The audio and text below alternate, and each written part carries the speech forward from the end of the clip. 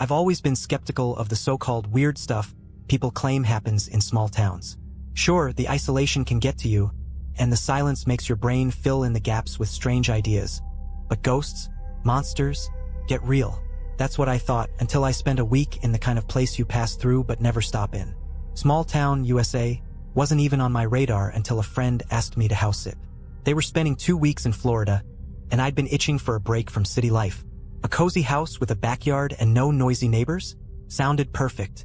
From the moment I got there, something felt off. Maybe it was how quiet the streets were. Not the kind of peaceful quiet, but that unnatural silence, where even the birds seemed to have vacated. The old man at the gas station gave me a long, squinting look when I said where I was staying, but didn't elaborate. I chalked it up to small-town paranoia. The house itself was cute. Single story, porch swing, big oak tree in the yard.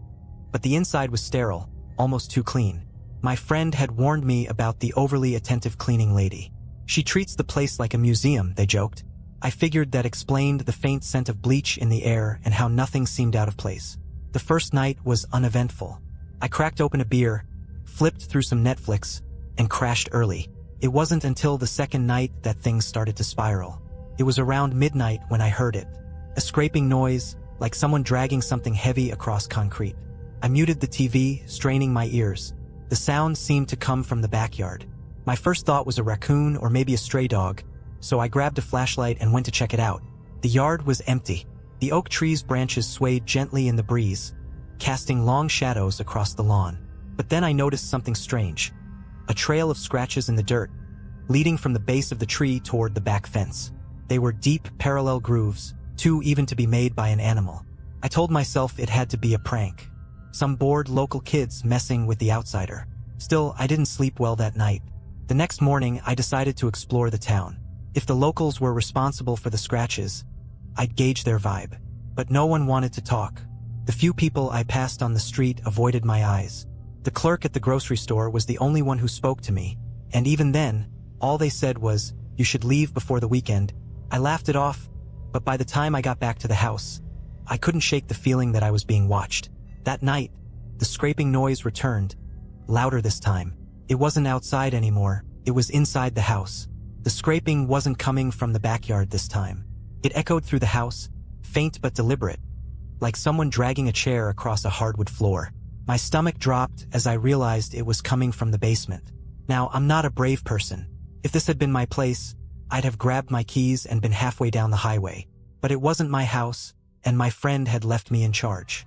So, against every survival instinct I had, I grabbed a kitchen knife and made my way to the basement door.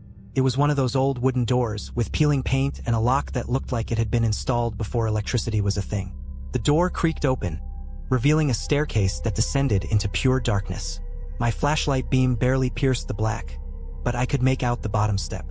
The scraping sound had stopped, leaving the air thick with silence. "Hello," I called out, immediately regretting it. My voice sounded small, swallowed up by the void below. No answer. I stood there, trying to convince myself it was nothing.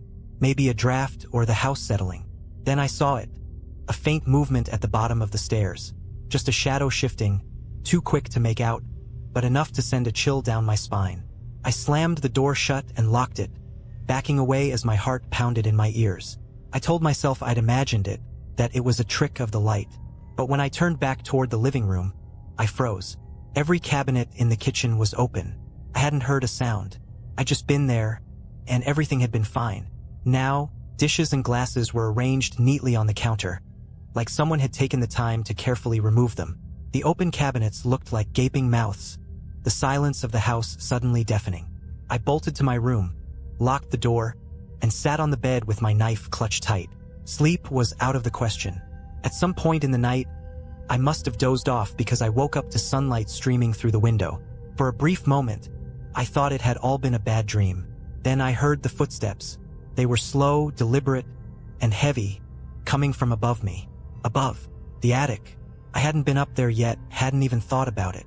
But someone or something was moving around up there. My pulse raced as I crept into the hallway, staring at the attic hatch. It was one of those old pull-down ladders, and the rope dangled slightly, as if it had been used recently. I wanted to leave, to get in my car and never come back. But my friend's face flashed in my mind. They trusted me. If I abandoned the place, what would happen to them? Gripping the knife tighter, I reached for the rope and pulled.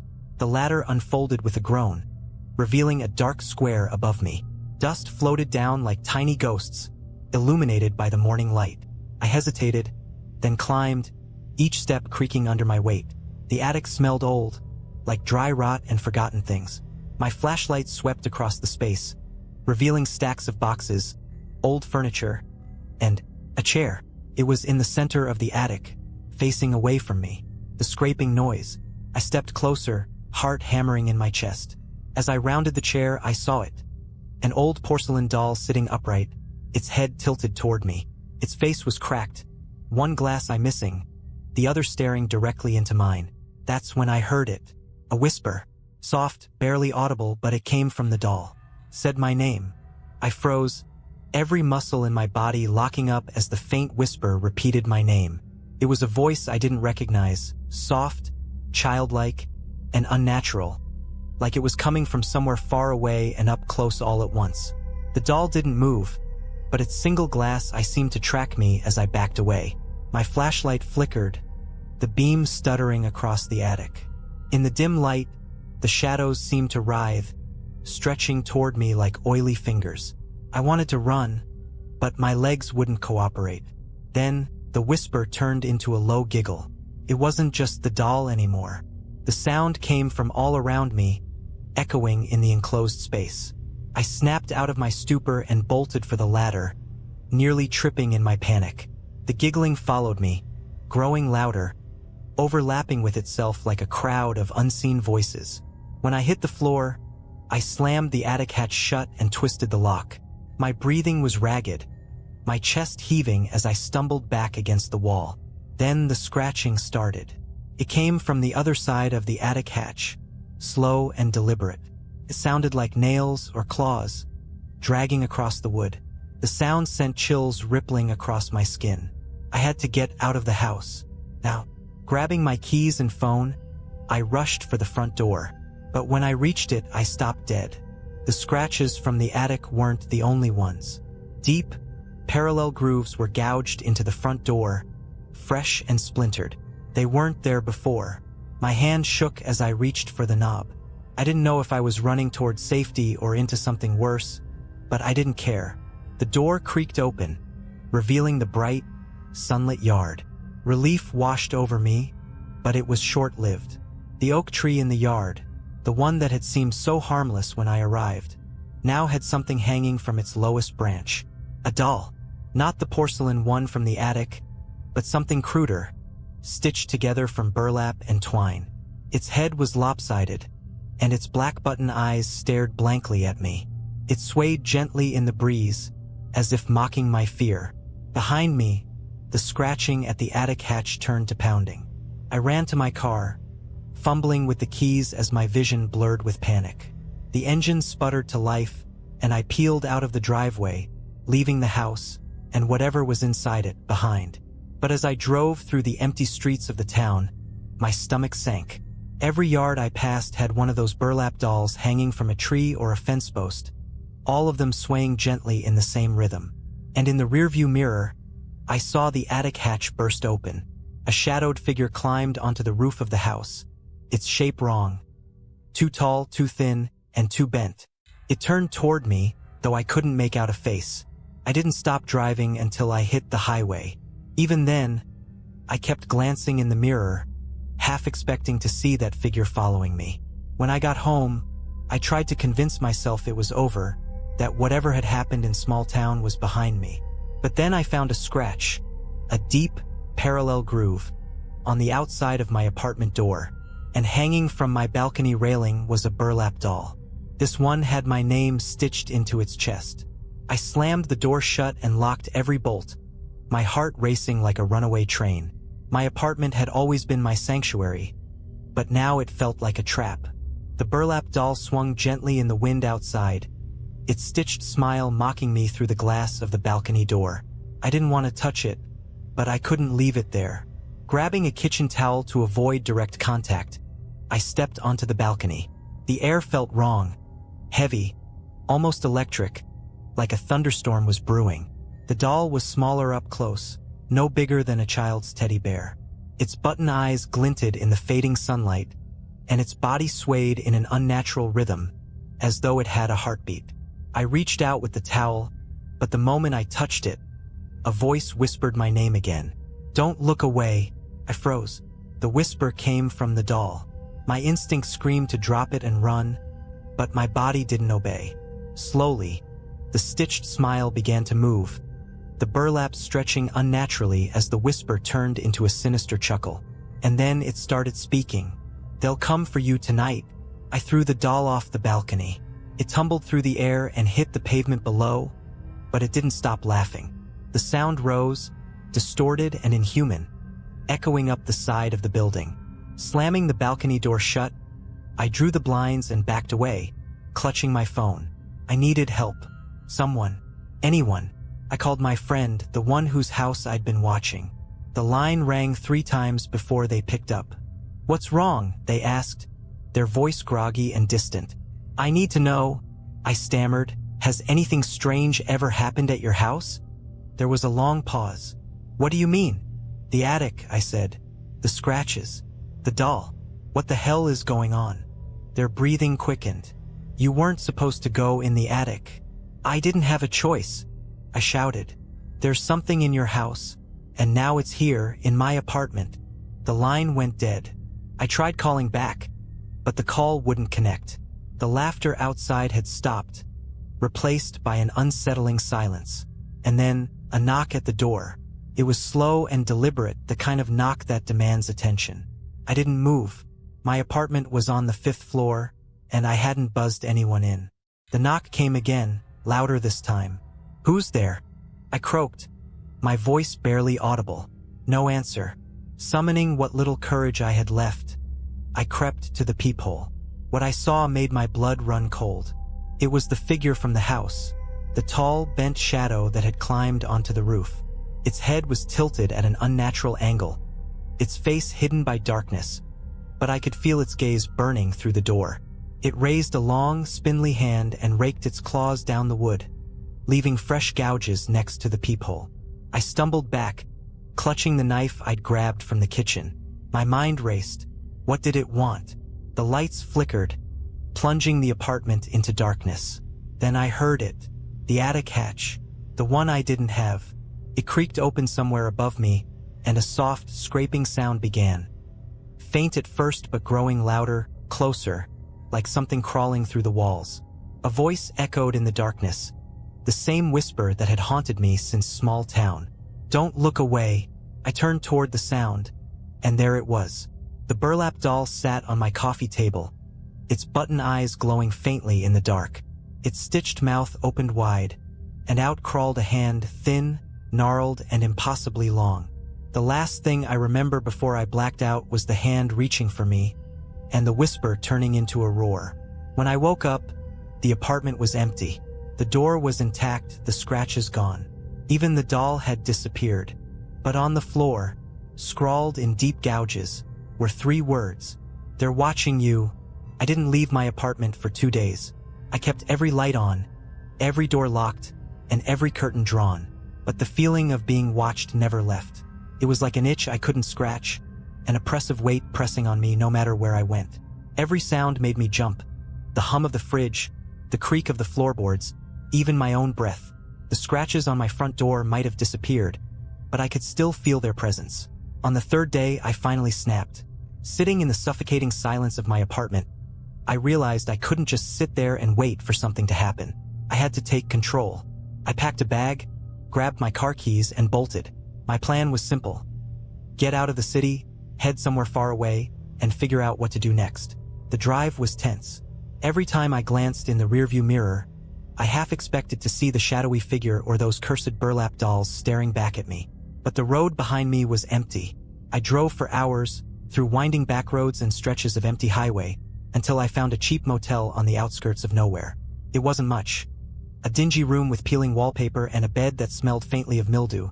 But it was far from small town, and that was good enough for me. For the first time in days, I felt a flicker of hope. Until I saw the doll. It was sitting on the nightstand when I turned on the light. The same burlap creation, its button eyes glinting in the dim glow of the lamp. This time it wasn't alone. There were dozens of them scattered across the room, on the bed, the dresser, the floor. Some were small enough to fit in my hand, while others were nearly life-sized. They all faced me, their stitched mouths twisted into sinister grins. I backed toward the door, my heart hammering in my chest. But when I grabbed the handle, it wouldn't budge. Then the whispering started. A cacophony of voices filled the room, overlapping in a chilling harmony. My name echoed from every corner, growing louder and more frantic. I clamped my hands over my ears and screamed, but it did nothing to drown out the sound. The dolls began to move, their heads jerking toward me in unison. One by one, they stood. Their movements were slow, puppet-like, as they shuffled toward me. The largest doll reached out with its stitched hands, its grin stretching wider. I did the only thing I could think of. I ran for the bathroom. Slamming the door shut, I locked it and pressed my back against it, struggling to catch my breath. The whispering continued, muffled but relentless, as the dolls scratched and pounded against the other side of the door. And then silence. I didn't trust it. My body trembled as I pressed my ear to the door, listening for any sign of movement. The whisper came again, but this time, it was right behind me. "Don't look away." I turned, and there it was, the porcelain doll from the attic, perched on the edge of the bathtub. Its single glass eye seemed to pierce through me, its cracked face twisting into something almost alive. Before I could react, the light flickered and went out, plunging the bathroom into total darkness. The whispers grew louder, overlapping into a deafening roar. And then I saw them, not with my eyes, but in my mind, dozens of shadowy figures, their bent and broken forms crowding the small bathroom, their clawed hands reaching for me. I screamed, flailing in the dark, but there was nowhere to go. The air grew thick, suffocating, as the voices rose to a crescendo. And then, just as suddenly as it started, it stopped. The lights flickered back on, and the bathroom was empty. No dolls, no scratches, just me, sitting on the cold tile floor, shaking. But when I looked in the mirror, my reflection wasn't mine. The face staring back at me was stitched together with burlap. I stumbled back from the mirror, my legs giving out beneath me. My breath came in shallow gasps as I stared at the thing in the glass. Its burlap face twisted into a grotesque mockery of mine, the stitched smile spreading wider the longer I looked. I reached up to touch my face, desperate to prove it was still mine, but the reflection didn't follow. Its hand stayed pressed against the glass, the button eyes glinting with something dark and knowing. "Let me out," it whispered. "No," I choked, my voice barely audible. The reflection tilted its head, the stitches on its face tightening. "You don't have a choice." The bathroom door slammed open, and I screamed. But when I turned, the hallway beyond was empty. No dolls, no shadows, just the dim, flickering light of the motel room. I hesitated, then bolted. I didn't care where I was going, only that I had to get out. The motel room was a minefield of overturned furniture and scattered objects, as if something had torn through it while I was in the bathroom. The burlap dolls were gone. But as I reached the front door, I heard the whisper again. "You can't leave." The air grew cold, so cold I could see my breath. The room darkened, the shadows lengthening unnaturally. And then I saw them, lining the walls, standing in the corners. The dolls were back, but they were moving now. Their heads turned to follow me, their button eyes glinting in the darkness. I flung the door open and ran into the night, not stopping to look back. The motel parking lot was empty, my car sitting under a lone, flickering streetlight. I dove inside, locked the doors, and peeled out of the lot. The road stretched out before me, empty and endless, but I didn't care. I just kept driving, my hands white-knuckled on the wheel. It wasn't until I'd been driving for over an hour that I noticed the scratches. They were on the inside of the windshield, long parallel grooves that hadn't been there before.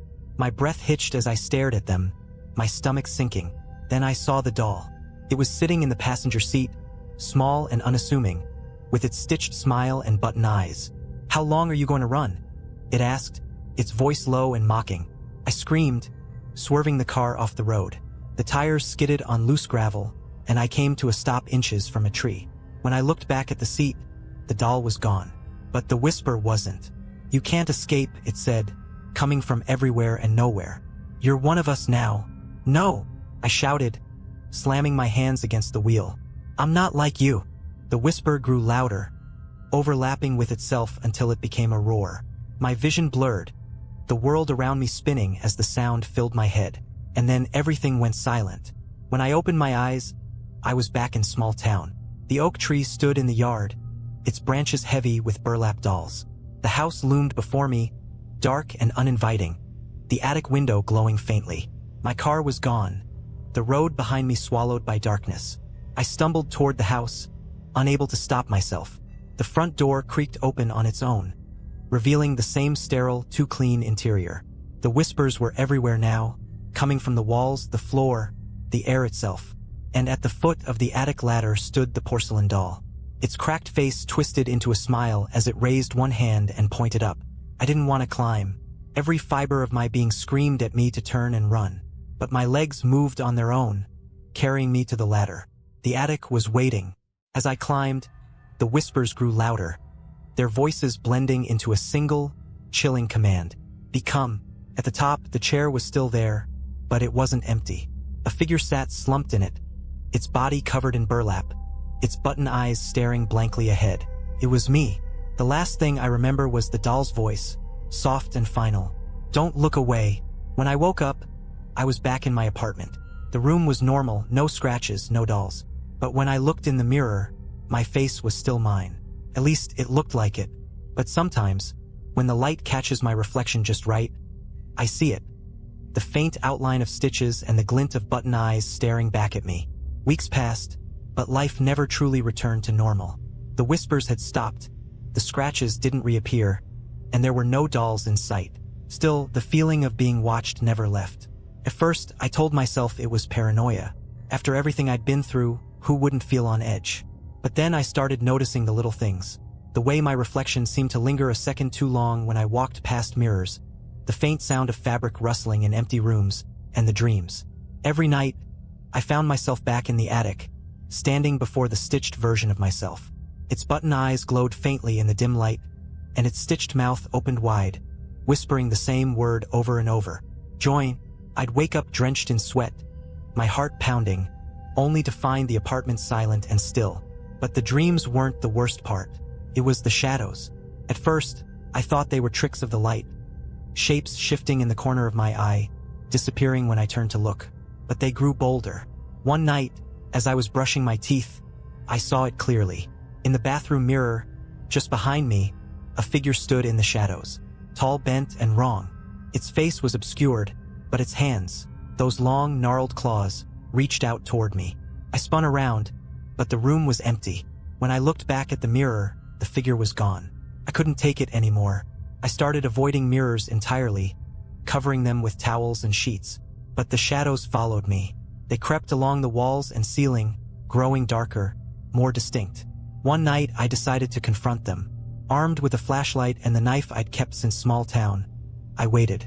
The shadows pooled in the corner of the living room, their edges shifting like smoke. What do you want? I shouted, my voice trembling. The room fell silent. For a moment, nothing moved. Then, a voice came from the darkness, low and rasping. It's too late. The shadows surged forward, swallowing the light. I stumbled back, swinging the knife blindly, but it was useless. The darkness enveloped me, cold and suffocating. And then I was back in small town. The oak tree loomed before me, its branches heavy with dolls. The house stood silent and waiting, the attic window glowing faintly. This time, I didn't hesitate. I walked up the steps, the front door creaking open as I approached. The interior was the same, sterile, too clean, and filled with that faint smell of bleach. The attic ladder was already down. As I climbed, the whispers returned, louder and more insistent than ever. Become. At the top, the stitched version of myself was waiting. It stood now, its button eyes locking onto mine. Its stitched mouth moved, forming words I couldn't understand. But I felt them. I felt the pull, the weight of its gaze, the irresistible urge to step forward. No, I said, my voice barely a whisper. I'm not like you. The stitched figure tilted its head, its button eyes narrowing. The whispers grew deafening, filling my mind, drowning out my thoughts. And then it lunged. I don't remember what happened next. When I woke up, I was in my apartment. The shadows were gone, the mirrors uncovered. Everything seemed normal, but I knew better. When I stepped outside, the world felt different. People looked at me strangely, their eyes lingering just a second too long. I heard whispers in places that should have been silent, felt unseen eyes watching my every move. And when I looked in the mirror, I finally understood. The face staring back at me wasn't mine anymore. It was stitched, and somewhere, deep in the reflection, the real me was screaming. I didn't know how long I stood there, staring at the stitched reflection. Its button eyes gleamed with a knowing malice, its stitched mouth curling into a slow, deliberate grin. My heart pounded as a terrifying realization washed over me. I wasn't in control anymore. The reflection tilted its head, mimicking the movements of the stitched figure from the attic. My hands shook as I raised them to my face, desperate to feel the skin that I wasn't sure was still there. Felt normal. But in the mirror, the stitches ran deep, crisscrossing my face like a macabre tapestry. My fingers trembled as I touched my cheeks, my jaw, my lips. I couldn't feel the thread, but I could see it, mocking me in the glass. "What do you want from me?" I whispered, my voice barely audible. The reflection didn't answer. Instead, it raised one stitched hand and pointed behind me. I spun around, expecting shadows, whispers, or worse. But the apartment was empty. Then I saw it. The doll. It sat in the middle of the living room floor, perfectly still, its burlap face tilted upward as though it were watching me. Its stitched mouth hung slightly open, and something glinted inside. Something small, metallic, and impossibly familiar. A key. I didn't want to approach it. Every fiber of my being screamed to run, to burn the doll, to destroy it. But something about the key drew me closer, like an invisible thread pulling me in. When I reached the doll, I crouched down, hesitating before I touched it. Its button eyes seemed to follow my movements, and I swore I saw its mouth twitch. With trembling hands, I grabbed the key. It was cold, unnaturally so, and the instant it left the doll's mouth, the whispers started again. "Come back," they said. "Come home." I looked around, panicked, but the apartment remained still. The whispers didn't come from the walls or the air this time. They came from inside me. My head throbbed as the voices grew louder, overlapping, repeating the same chilling phrase. "Come home." I didn't understand. Home? Did they mean small town? The key in my hand was old, its surface worn and rusted. There was no indication of what it unlocked, but deep down I knew it wasn't over. The next day, I got in my car and drove.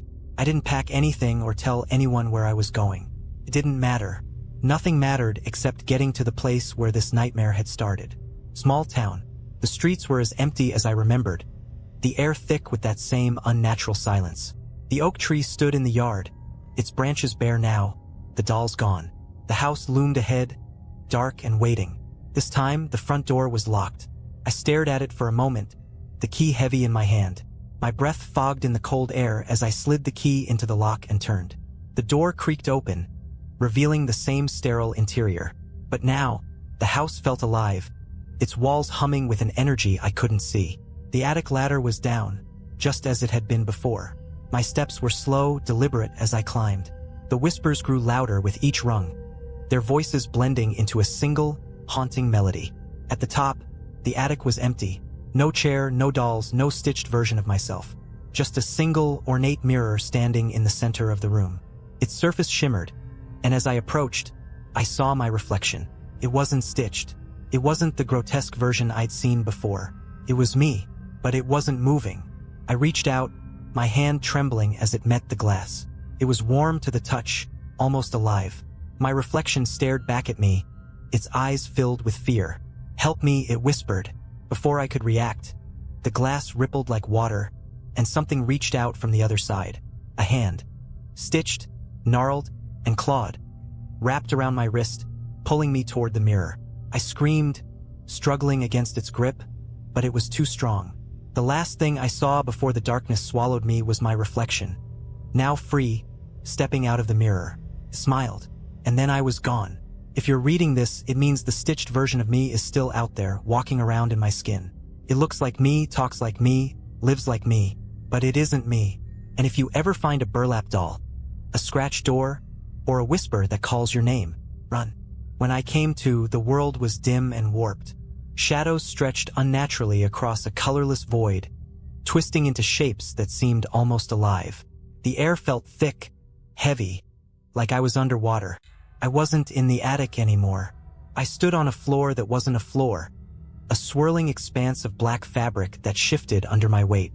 Around me, tall, gnarled figures loomed, their burlap faces stitched with malevolent grins. Button eyes stared down, unblinking, reflecting a distorted version of myself. The whispers were everywhere now, a chorus of voices that crawled into my skull and nested there. "Welcome home," they said. "No," I muttered, my voice weak and trembling. "This isn't real." The figures laughed, their stitched mouths opening wider, revealing jagged, thread-like teeth. "It's real enough," one of them said, stepping closer. Its movements were jerky, like a marionette controlled by an inexperienced puppeteer. "And you belong here now." I backed away, but the fabric beneath me seemed to pull me forward, threads coiling around my ankles. Panic surged through me as I realized I couldn't move. "I don't belong here," I said, louder this time. "You made a mistake." The figures tilted their heads in unison, their button eyes glinting. "No mistake," the tallest one said. "You took the key. You opened the door. You invited us in." The memory of the key flashed in my mind, cold and rusted in my hand. The whispers, the mirror, my reflection stepping out. "That wasn't me," I shouted. "That thing, my reflection. It tricked me." They laughed again, a sound that made my skin crawl. "All reflections are true," another said. "It's you who lied." The threads tightened, pulling me to my knees. The fabric beneath me rippled, and I realized it wasn't fabric at all. It was a mass of burlap dolls, their stitched hands clawing at me, their button eyes glowing with faint light. "Please," I begged, tears streaming down my face. "I just want to go home." "This is your home now," the tallest figure said, leaning down until its face was inches from mine. I could see every thread, every imperfect stitch that held it together. Its breath smelled of rot and old wood. "No," I said again, my voice shaking but defiant. "This isn't my home. It's yours." The figure paused, tilting its head. The whispers faltered, replaced by a tense silence. I didn't know where the words came from, but they spilled out of me, raw and desperate. "You don't belong in my world, just like I don't belong in yours. That's why you need us. You're nothing without us." The tallest figure straightened, its button eyes narrowing. "We don't need you," it hissed. "Then why keep me here?" I said, forcing myself to stand despite the threads pulling at me. "If you don't need me, let me go." The figures exchanged glances, their movements stiff and unnatural. The whispers returned, quieter this time, like they were arguing amongst themselves. Finally, the tallest one spoke. "If you leave," it said, "you will always carry us with you. You will see us in every shadow, hear us in every silence. You will never escape." "Fine," I said, my voice firm. "I'll take my chances." The figure stared at me for a long moment. Then, with a flick of its clawed hand, the threads unraveled, and I fell through the void. When I woke up, I was lying on the floor of my apartment. The light outside was harsh, almost blinding, and the air smelled clean and fresh. For a brief, blissful moment, I thought it was over. But then I saw it, the smallest, faintest scratch on the edge of my coffee table. And when I looked in the mirror, my reflection smiled, just a little too wide. I've been running ever since. No matter where I go, the signs follow. Scratches, whispers, shadows that don't quite match the light. And sometimes, when I'm alone, I see the burlap dolls. They never move, but they're always there, just out of reach, watching. So if you ever see a stitched shadow in the corner of your eye, or hear a whisper that knows your name, don't look away, because they're always watching, and they never let go. I thought I could outrun them. I moved across states, changed my name, burned every possession tied to that house in small town. But no matter how far I went, no matter how many layers of my life I stripped away, they always found me. The scratches appeared first, small, unassuming, on the edges of furniture, door frames, and even my skin. I'd wake up with thin, parallel lines on my arms or legs, faint but unmistakable. Then came the whispers, soft and fleeting, like someone murmuring just behind me. But the worst were the dolls. At first, they were subtle. A burlap figure tucked into the corner of a motel room. A crude, stitched face staring at me from a park bench. Once, I found one dangling from the rearview mirror of my car, its button eyes reflecting my own terrified gaze. Each time, I destroyed them. I burned them, tore them apart, threw them into rivers. But they always came back. It wasn't until I saw the first-person change that I realized I wasn't just running from them anymore. I was leading them to others. It happened in a diner somewhere in the Midwest. I'd stopped for coffee, trying to calm my nerves after another sleepless night. The waitress, a young woman with tired eyes and a kind smile, brought me my order. "Rough night?" she asked, her voice warm with concern.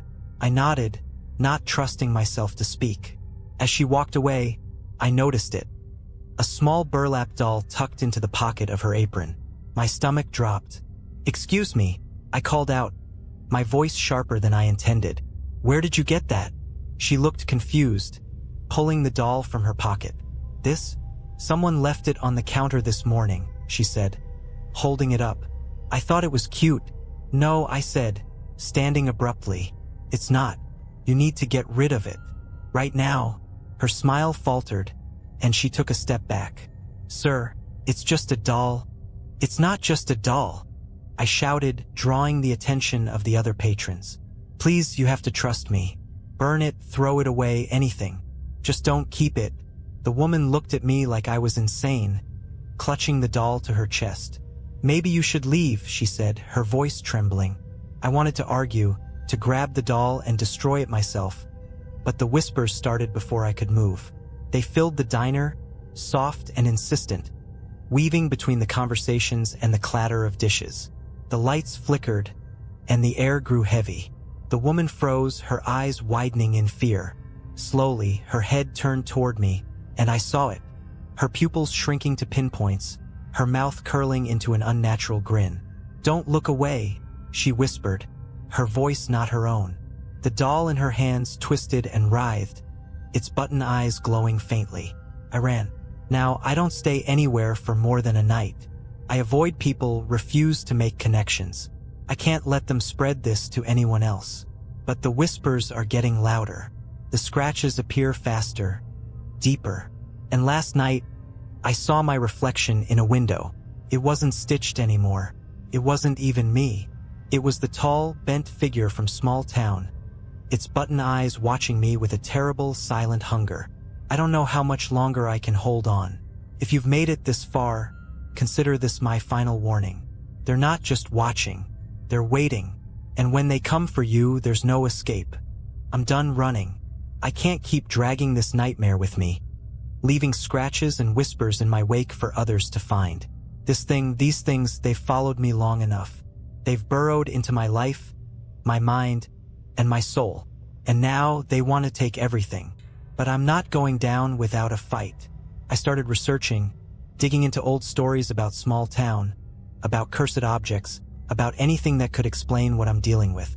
There wasn't much, but what I did find pointed to one thing. The dolls weren't just manifestations of the curse. They were anchors, tethering the darkness to our world. Destroying them wasn't enough. If I wanted to end this, I had to break the connection at its source. The key. I'd thrown it into a river weeks ago, desperate to rid myself of anything tied to Small Town. But last night, I woke up to find it on my nightstand, gleaming in the moonlight. It wasn't just a key, it was an invitation. So now I'm going back. The drive to Small Town felt different this time. The air was heavy, oppressive, and the landscape seemed to warp around me. The trees along the highway twisted in on themselves, their shadows stretching like clawed hands. The radio crackled with faint whispers, overlapping voices that grew louder the closer I got. By the time I reached the oak tree, the sun had vanished, swallowed by thick, unnatural clouds. The house loomed ahead, its windows glowing faintly like watchful eyes. The front door was already open. I stepped inside, the key cold in my hand. The house was alive now, its walls pulsing with dark energy. The attic ladder was down, waiting for me. As I climbed, the whispers grew louder, overlapping into a deafening roar. The attic was the same as before, the swirling void stretching infinitely in every direction. And at the center of it all was the mirror. This time, the reflection didn't hesitate. It stepped out as soon as I approached, its stitched face grinning, its button eyes glowing faintly. Behind it, the tall, bent figures emerged from the shadows, their gnarled hands reaching toward me. "You shouldn't have come back," the reflection said, its voice a twisted echo of my own. "Maybe," I said, holding up the key. "But I'm not leaving." The figures stopped, their movements faltering. The reflection's grin faded, its button eyes narrowing. "You think you can stop this?" it hissed. "You're nothing, just another thread in the weave." "Maybe," I said again, "but every thread can be unraveled." Before it could react, I plunged the key into the mirror.